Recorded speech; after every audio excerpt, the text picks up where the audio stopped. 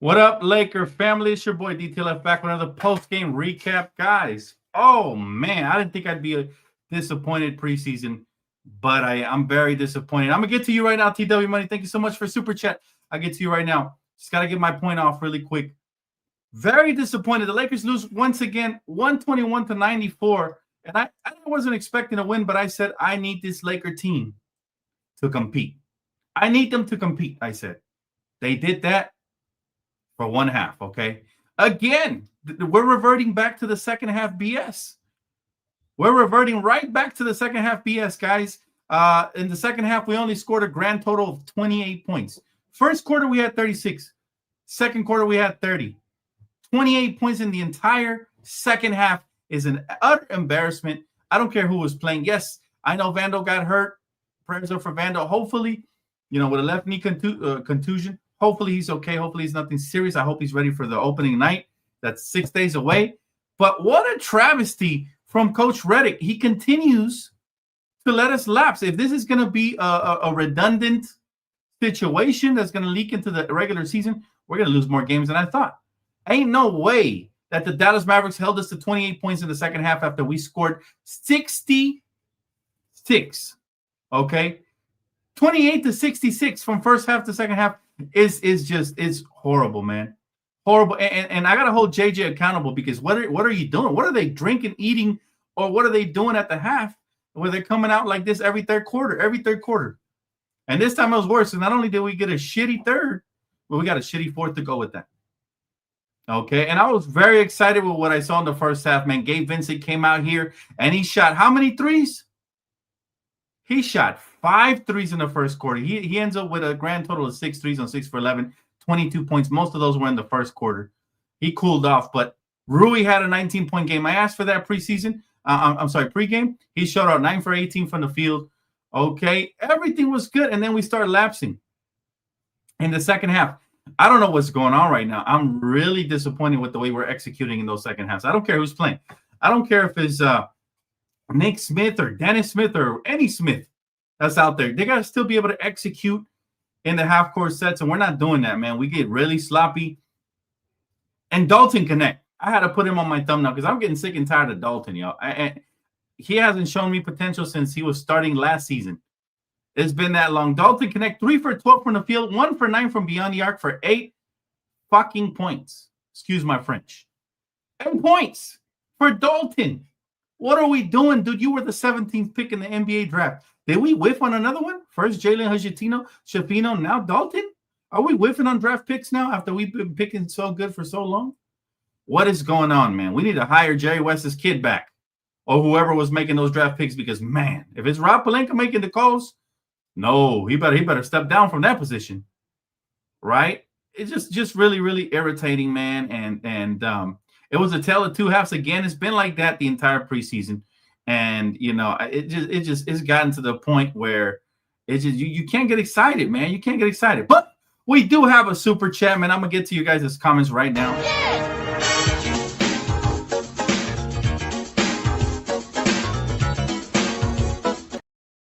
Shout out to my guy T Money 865 Productions who says #DTLF.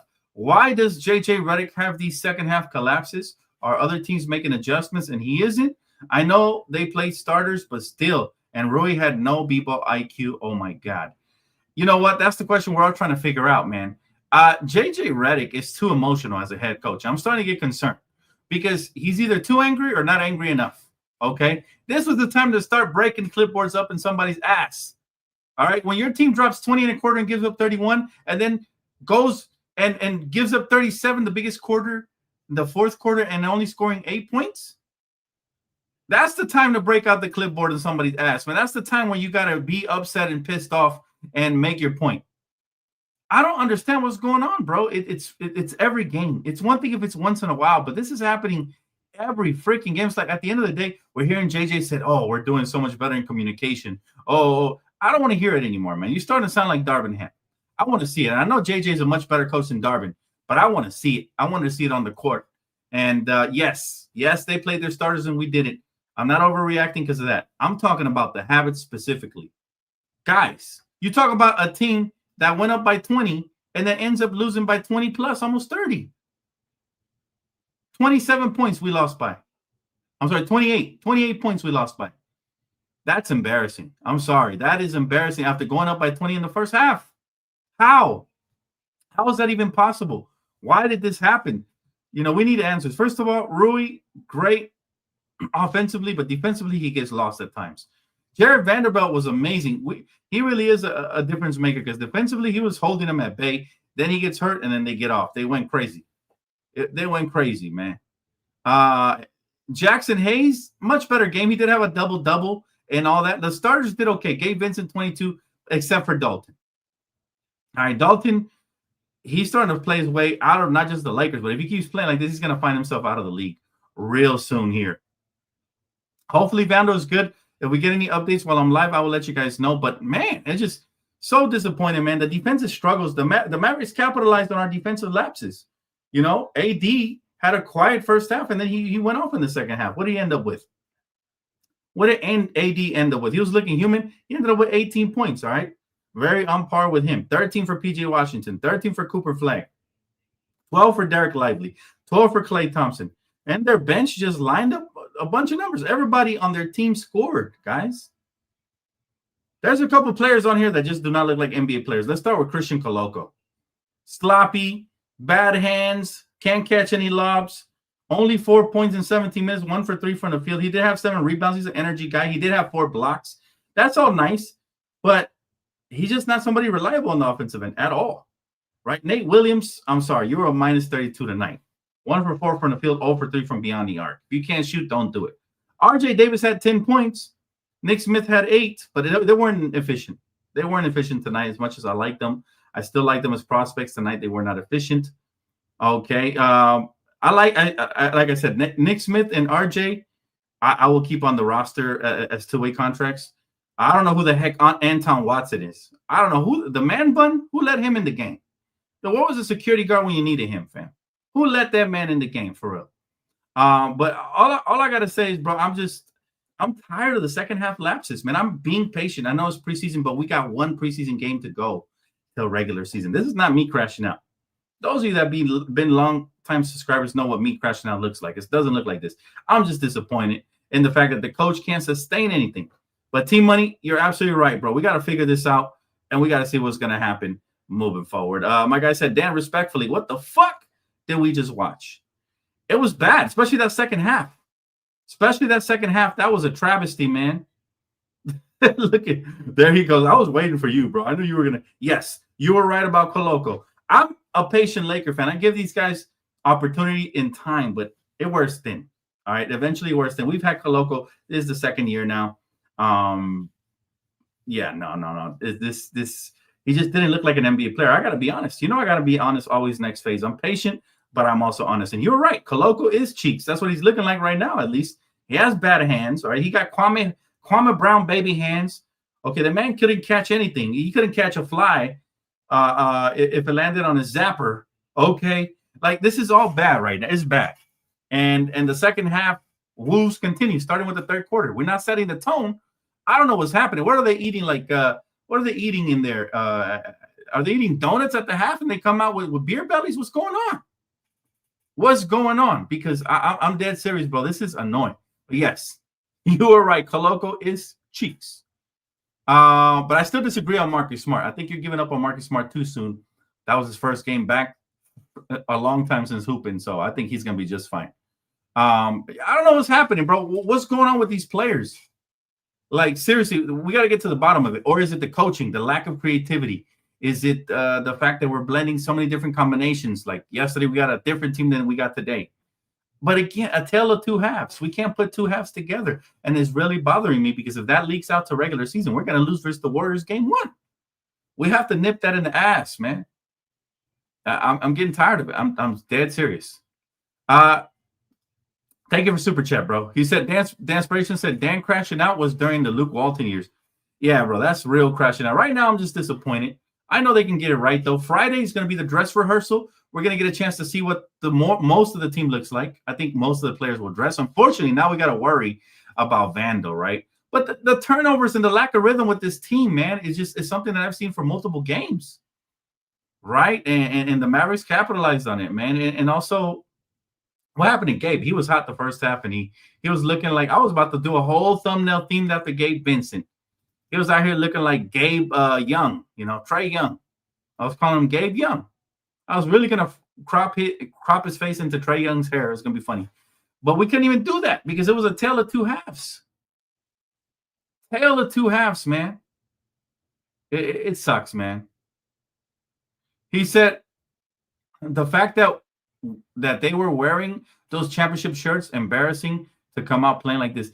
Everybody that was on this roster is liable to, that was on tonight's game, to be honest with you, is liable to either get traded or get cut. Everybody. I'm not saying that this is going to happen or they all deserve it, but I'm just saying that second half, anybody who was on that court for that second half, you really raise an eyebrow and you really got to say, hey, man, what's going on here? But the most important thing here is that hopefully Vando is okay. That's number one. Number two is we look great in spurts. And, of course, a lot of these guys aren't going to play in the regular season. I don't think the way Dalton's been playing preseason, inconsistent. He only had one good game out of like the 4 he's played. And it was an okay game. It wasn't like an amazing game either. I don't think he deserves playing time as of right now. I'm sorry. I just don't. Give those minutes to Jake LaRabia, Adu Thero, anybody who plays the position. Marcus Smart, give him all the minutes. LeBron James, same. I haven't seen enough for him to say he deserves minutes. Again, I will give you guys a review of the team, and I will give you a power ranking come Sunday before regular season starts. But as of right now, I just don't see – these are the players I don't think are going to see any burn come regular season, all right? Dalton Connect is 1. Bronny James is 2. Christian Coloco is 3, right? Those are the players that right now I don't – golden opportunities with all these missing bodies for them to snatch a spot. And, man, it just man, we'll see. My guy, Next Face, appreciate you, bro. He said, this ain't JJ fault. Almost no starters and a bunch of nobodies. When we have our starters, judge our third quarters. Smart as ass now. You'll see. No, you're not going to be 2 for 2. You're 1 for 1, but you're not going to be 2 for 2. I've seen Smart play his entire career. If he can just get 75% as healthy as he was, and I've been hearing he's feeling healthier, but they're not going to rush him back. I think we're in good hands with Marcus Smart. As a perimeter defender, as an anchor, as somebody who's going to be a floor general, now, I do believe he'll have some slow games, just like Rondo did. Remember, Rondo had some bad games during the course of the season when he was with the Lakers championship roster, and he turned up in the playoffs. Smart is that type of player that's going to pull up and have big games when you need him the most once he's healthy. So I agree with you with Coloco for now, but I don't agree with you with Marcus Smart. Marcus Smart is a grade A defender, former defensive player of the year. He's not somebody you take lightly. He's not like a Patrick Beverly. I think you think he's like a Patrick Beverly. I just don't see that, bro. So even though I respect your opinion, respectfully disagree. But thank you, bro. Appreciate Super Chat for sure. He said, Next phase, coaching at some point needs to take accountability because this happens too often now. The thing is, with JJ, we see them collapse in the playoffs. I need to see better signs of this team being able to have some sustainability, even in preseason, because that's going to leak out to regular season. I do not want us to have – remember, this is not just a preseason thing, Next phase. We were doing this last year during the regular season, having third quarter collapses. We did this in the playoffs. How many times did we not go into the playoffs, right? And during the playoff, we were winning a game versus the Timberwolves, and they were losing in the third quarter or the fourth or both, right? So this is a trend that started to traject, and we need to stop that. Whoever is out there that's not giving maximum effort, not reading and reacting properly on both ends of the floor needs to get benched because we have too much talent for this to happen. We had so much talent that we could have beat the Mavericks tonight with our third stringers. That should tell you everything you need to know about how much talent we have, but it's about how you utilize this talent. Coaches all around the NBA maximize their players' talent. Coaches like Spoelstra, Tyronn Lue, etc. But man, this coach needs to get things right. I know he's a second-year coach, but he's not a rookie coach anymore. We got to start holding him more accountable. I hope this doesn't happen in regular season. And yes, the players also going to be held accountable. Why do you think I put Dalton Connect shooting a poop emoji in my thumbnail? That's accountability. This guy has disappointed me. I've been very patient with him. I'll continue to be patient. But my patience with Dalton Connect is wearing thin because if his jumper isn't going, and it wasn't tonight, 1 for 9 from beyond the arc, that's supposed to be your number one asset. People told me I was going to love this kid out of Tennessee. Didn't see him play in college. I didn't know much about him. Well, I loved him for about the first 1/3 of last season. Since then, he has been cheeks, as my guy Next Phase likes to say, Coloco's cheeks Well, Dalton's been cheeks, and we got to keep it a buck. We drafted this kid. He's supposed to be NBA ready. He's supposed to get heavy minutes, and because he doesn't play defense, sometimes he gets no minutes. And so this is why I'm going to do a power ranking right before the regular season starts. It's just a disappointment to me because I love young talent. I'm rooting for this kid even still now, but he has to be careful because he may just not be playing his way out of a regular rotation spot. He might be playing himself out of the league if he continues. From what I'm hearing, my own personal source told me that it's true. The rumor that a lot of scouts and a lot of NBA people are no longer as high on Dalton as they were. They used to see him as a solid first-round pick before. They're not seeing that anymore. So that is really bad, fam. That is really bad for Dalton, for the Lakers, for everybody involved. We already basically gave up on one piece and Jalen Hood-Schifino. I would hate to see the same fate happen to Dalton, where he then turns into a journeyman and ends up playing overseas in a couple years. I don't want that for Dalton, but he's got to get his head out of his ass and work on the other parts of his game. Defense, communication in the perimeter, because he gets burned at will. Same thing with Rui. Defensively, Rui has not been impressive. Vando has. Rui had it going offensively tonight, but defensively, man, the miscommunication and all of that on some plays is an atrocity. And we can't have that. We can't have too many of those starters if we're going to play with Luka and Austin in the starting lineup. Food for thought. Tex, appreciate you, bro. He said, I might be on that boat to trade Dalton now. Not going to lie, Summer League was one thing, but preseason was the chance to show out. Like, come on. Bro, he's had so many chances. So many chances. And like I said, he only had one decent game, and that was a couple of games ago where he had 15 points when he started next to Austin. He has not been good. Again, 1 for 9 from beyond the arc, 3 for 12 from the field today. He also had 8 rebounds and 7 assists, but those numbers are murky because he was a minus 27 on the plus minus. So anybody looking at the stats might be like, dang, you're tripping. He had a decent game. No, he was a plus minus 27. That is good for second worst on the team. Okay, meaning whoever he was guarding was going off. Whoever he was guarding was going off. Okay, that's what that means. So yeah, it's not good for the Lakers that they continue to show this type of lack of awareness and this type of lack of adjustments. Remember, that was what used to piss us off about Darvin, is that he wouldn't adjust mid-game. Well, I see JJ calling the timely timeouts, but I don't see the adjustments out of those timeouts. And I get it.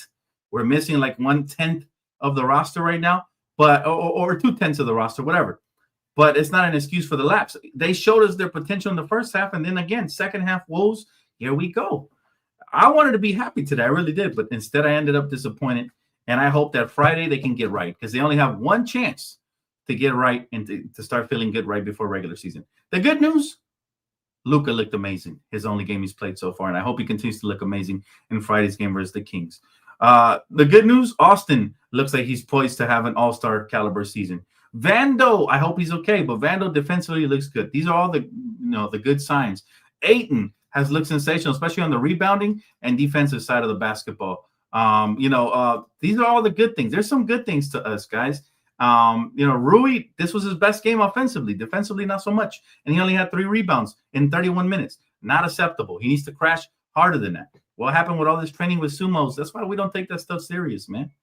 He needs to crash the glass harder than that. Vando had 7 rebounds in 13 minutes versus Rui having only 3 rebounds in 31 minutes. You see, that's my problem with him, right? That's my problem.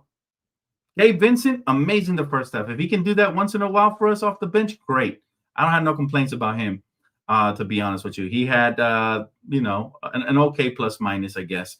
But just, it was just a complete meltdown in that second half, and that's unfortunate. I'm not mad, but I am disappointed because they had me happy in that first half. I was really happy. I was excited, man, very excited. Shout out to the playback community. We were all getting hyped. But then all of a sudden the second half came, and like a thief in the night just stole our joy, man. So I really hope that Friday I want to see Luka play. I want to see Vando. Hopefully he's not hurt. I want to see Vando if he's healthy. Rui, Ayton. I think we're going to see most of this, right? Marcus Smart, Austin Reeves, Jake LaRavia, all of them. I want to see everybody who's available play, because we just got, by the way, I haven't even updated you guys yet, but we got some breaking news here about LeBron James, and it's not good breaking news because it means he's going to be out for a little longer than we thought, right? Let me see if I find the exact report. I want to read the exact report, word for word. So pretty much what we got was that LeBron James, might have to type it in here. He's going to be out till like mid-November. All right. It says LeBron's planning to take a patient, quote unquote, patient approach with his injury and is expected to return around mid-November. So pretty much this is LeBron saying, look, I'm not going to rush back. I'm 40. I'm not going to rush back. You guys have to figure it out. And if you don't figure it out, guess what? All right. We'll figure it out after that. I'll have to talk to Clutch after that. There is a chance he could request a trade at some point, especially if we get off this slow start. Okay. So it's not what you want to hear as a Laker fan. We don't want these question marks during preseason, right? But I told you guys he might be out for longer. We have to mentally prepare. We have to be ready. I need Austin to be in an all-star form if we're really going to survive the West for that month, right? Remember, season starts October 21st. Between October 21st and November 15th, before he decides to reevaluate himself or whatever, it's going to be damn near a month. Okay, so that's a lot of games. That's anywhere between 10 to 12 to 15, right? So that is the update I had for you guys. I almost forgot. Good thing I remembered. But yes, breaking news. LeBron is planning to take a quote-unquote patient approach with his injury and is expected to return around mid-November per Shams Charania. Okay, it is on my Twitter. Make sure you guys follow me on my Twitter feed. I just retweeted it for those of you that did not know. All right, if you want to confirm, my sources are always legit. Shams is always legit. My own personal source, always legit. It's happening. Yeah, till next month. That's right. So, yeah, he got injured, I guess, during the offseason. Something about his I don't even know what it's called, but it's something about his glutes. He's hurt, and we're going to have to weather the storm a little bit. Let's see. Got a question here from Twitter. My guy says, will Bronny perform this season? Is he ready? I don't think so, bro. Based on what I've seen in preseason, he does not look ready. However, if they keep sending him down to the G League and developing him, maybe if an injury occurs, he might get thrown into the fire, and then we'll see what happens then. But to be honest with you, bro, I'm not, as of right now, I'm not really that high on Bronny because he had a good summer league, but not a good preseason so far. We needed that to compound. We needed it to stack. We needed a good summer league, good preseason, and then eventually leading to regular season minutes, right? Chris Velasquez, appreciate you, my brother. Thank you so much for both of the super chats. I appreciate that. He said, Dalton is still butthurt from being traded. He doesn't want to wear a Laker uniform, and we need to get rid of him. You might be right. You might be right. But, you know, what's going to happen here is that he's going to get himself traded out of the league. He's going to end up with the Shanghai Sharks if he keeps playing like that, okay? Because no team is going to want a pouty mofo. If you can't perform for the Lakers, you can't perform anywhere. This is the brightest lights. If you can perform here, you can perform everywhere. That's the way that GMs approach this, right? It's like if this guy's not made for the pressure, look, he's not even a top option, and he's crumbling as a 10th option on the Lakers. If he's crumbling as a 10th option, why in the fuck would I bring him onto my roster in the Portland Trailblazers or to my roster on the Utah Jazz and make him the 5th option? He's not going to be able to take that pressure. This is Mormon country. You know what I'm saying? At the end of the day, look, I'll tell you this, man. Dalton still has time. I'm not going to sit here and act like his career's over. But that time is running out. He's got to have a good season for us or for anybody he gets traded for immediately. Otherwise, he'll lose all of his aura that he had that first 1/3 of the season that he was balling out for the Lakers. I don't even know. This is not even the same Dalton. I don't recognize this guy. You know, I don't recognize this guy at all. Appreciate you, Kimmy Gold. He said, Jake and Rui got to hold it down right now. Jake has been solid. Jake has been really solid, okay? Rui, this was his best game of the preseason for sure, so that's encouraging. And again, I'm not going to put all my eggs in one basket. It still is just preseason, but it's kind of a glimpse into what's to come this year, right? Gabe has been extremely impressive all preseason. He's averaging like 17 points a game. His average just bumped up with this scoring game here in preseason. That's really good.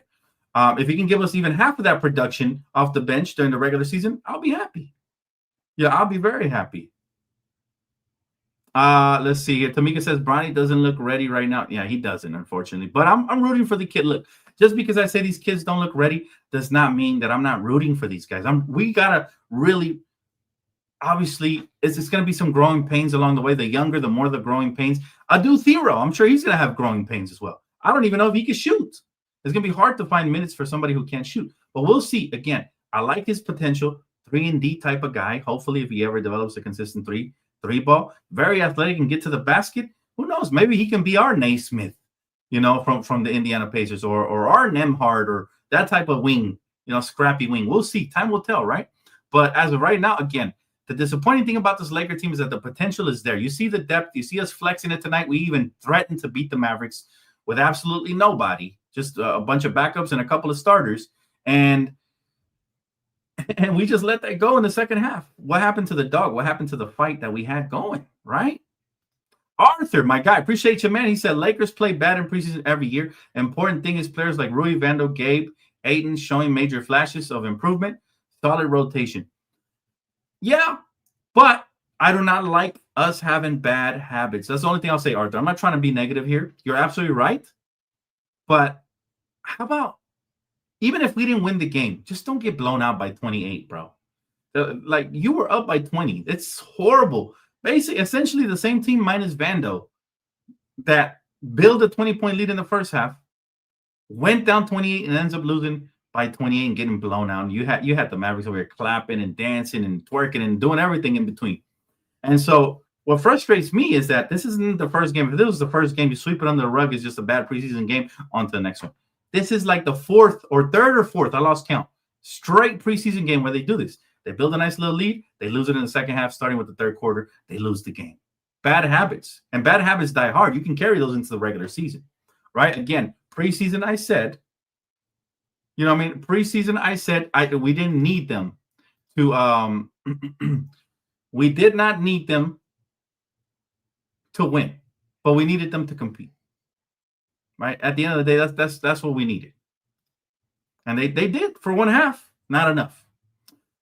Next phase. Appreciate you, bro. He said, my guess, I think this is LeBron punishing the Lakers for not giving him a 1+1 and moving on to Luka. He didn't get into the same shape and is starting now. Well, here's the problem with that theory, right? LeBron would just be hurting himself if that's the case. If Wind ever caught out that he's actually not hurt, that's a fine to him and to the Lakers.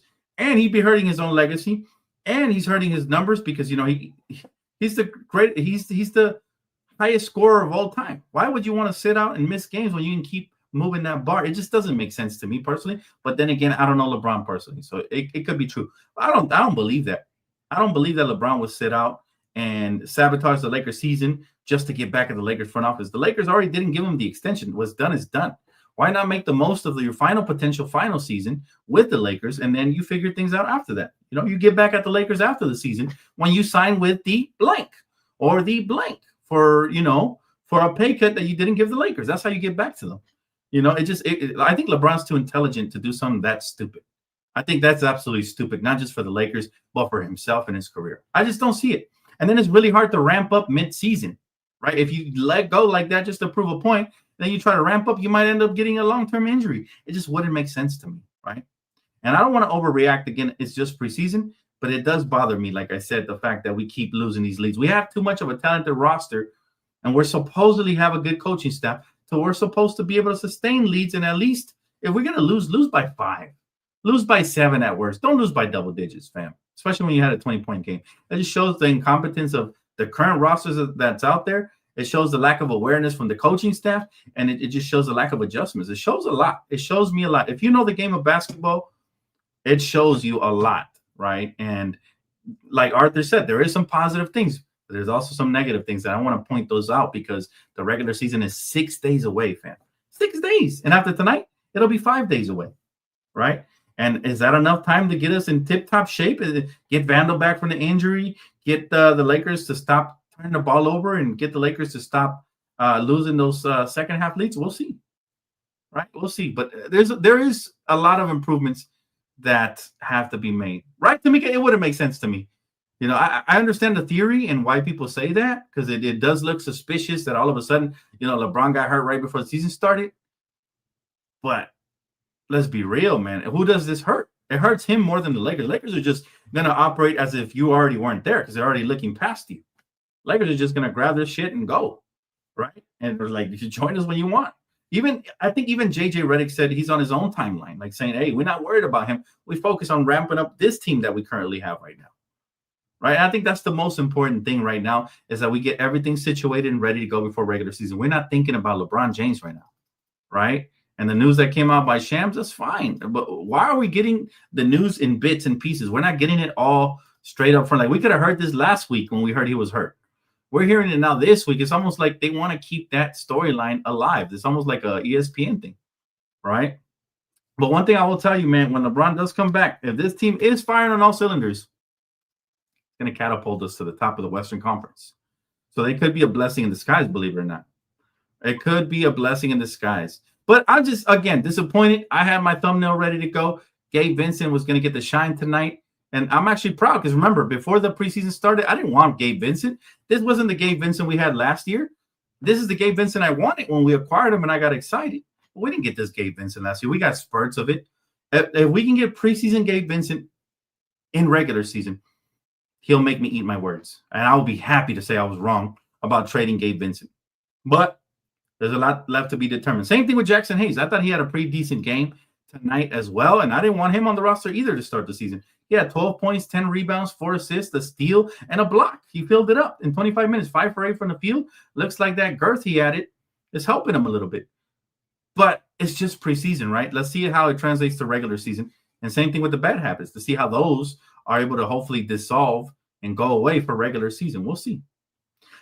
Vincent Robinson says, Coloco looked confused. He doesn't look like an NBA player. He's been in the league too long to not look like an NBA player. I think when league circles around the NBA, and I've been talking to my source about Coloco a little bit, and they say that they wanted they looked at Coloco, the Lakers did, as if he had Serge Ibaka potential. And you see it with the 4 blocks tonight. Problem is Serge Ibaka could space the floor and hit knockdown shots. Serge Ibaka could do so many different things. He had a high motor and a high IQ for the game. I don't think Coloco has that. Coloco, I think, is still extremely raw.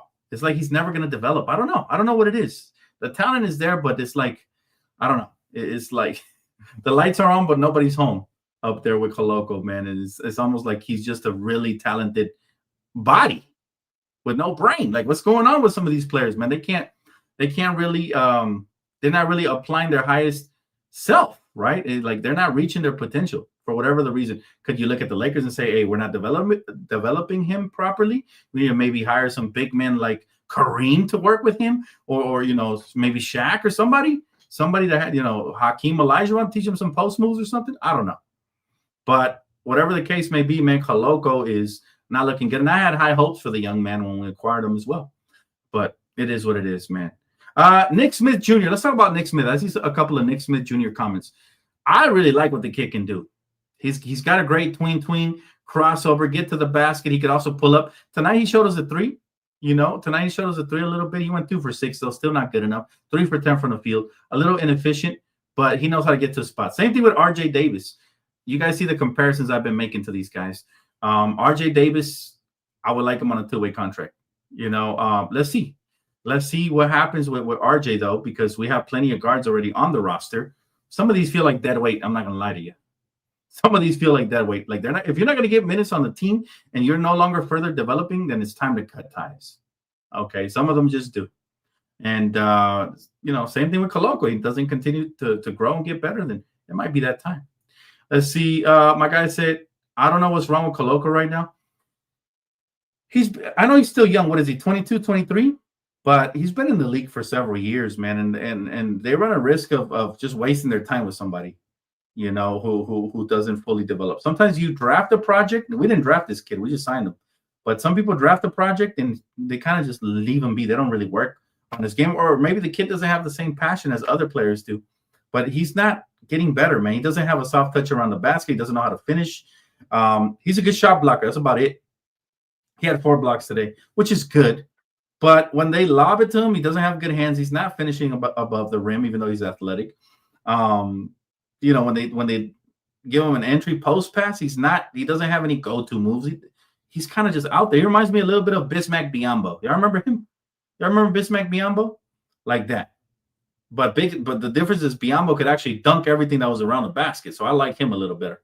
But, man, it's not showing me enough for me to say, oh, we should keep Koloko on the roster, especially when there's so much other talent out there. The guy from the Brooklyn Nets, I think his name's like Timmy Turner. He's got an insane post game. That little white boy right there, I think he's about 6'8", 6'9". A little undersized for the center position, but he can score. All right. And he was a beast in college. I would look to give Koloko a roster spot to that man, because at least he could get buckets. So we're not going to get, if we're not looking for another rim protector that's going to actually be out there and score, go get a bucket getter. I don't know, bring a different look to this roster. You know, something a little different. I would like that. You see, next phase says Nick Smith Jr. can help us in spots, but he is too short and too small to keep long term. No defense. We can't keep getting one-way players. We'll see. That's his name, Drew Timmy. I thought his name was Timmy Turner. Drew Timmy. You're right. Next phase. That's the guy right there. Yeah. So yeah, we'll see what happens. There's a lot of talent out there still available. Matter of fact, if we really wanted a combo guard, why didn't we get Markelle Fultz? I like him on both sides of the basketball. There's a couple of guards like that. So, but look, again, Lakers lose. The bottom line is the Lakers lost to the Mavericks 121-94. All right, tell it two halves. First half, the Lakers dropped 66 points. Second half, the Lakers dropped 28 points. That can't keep happening, okay? And I hate to hammer the point down. We end up shooting, we were shooting like 40-something% at the half from beyond the arc. We end up shooting 29%. All right, so three-point shooting is a cause for concern. Only 12 for 41. My recipe to that is shoot less threes.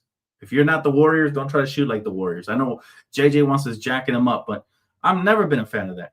All right, free throw line, we went 14 for 18. We shot 77%. I need that higher up above 80.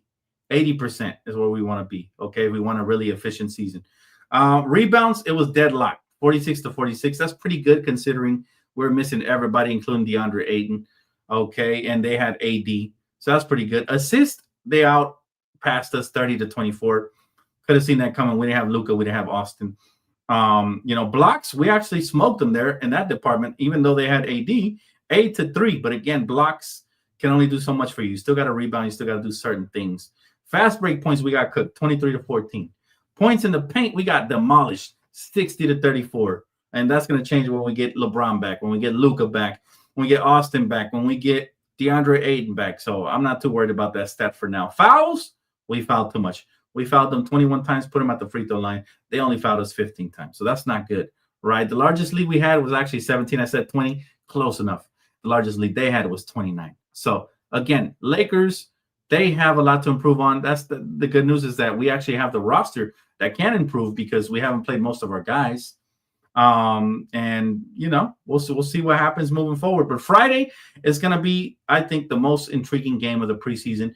We should see almost everybody, if not everybody. And hopefully Vando is healthy. I'll give you guys the update as soon as I have it. I'll probably post it in the community section. So make sure you guys follow and subscribe for all updates and all content pertaining to the Lakers and the NBA. We're just getting started, ladies and gentlemen. I want to thank all of you guys so much for your contributions, man. Thanks, everybody, for participating in the chat. That is going to wrap it up for me here tonight. This video was brought to you and sponsored by Underdog, all right? You guys know the promo code. You guys know the promo. Shout out to Kimmy Goat.